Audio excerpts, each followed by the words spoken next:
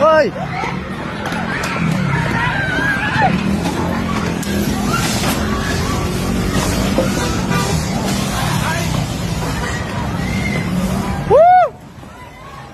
ว้าวมาถอดเสื้อถอดเสื้อถอดเสื้อถอดเสื้อออกแกะเสื้อออกไอ้แกะเสื้อออกแกะเสื้อออกแกะเสื้อออก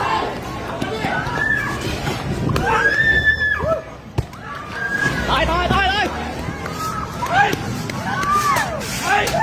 มีใครอยู่ไหนเนี่ยออกมาหน่อยเลยออกมาเลยเฮ้ยอะไรอ่ะอะไรเนี่ยเฮ้ย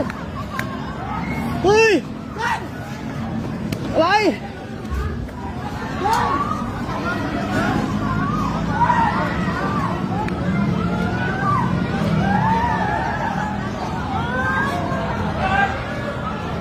เฮ้ยอะไรเนี่ยยังมีใครอยู่ข้างในไหมน่ะเฮ้ย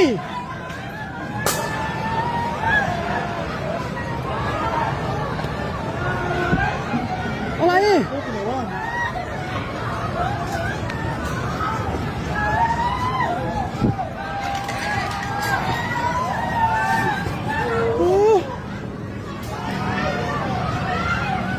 ทุบกระจกเข้าไปดูคนนี่ออกมาก่อนมีโทรศัพท์พี่นายนะ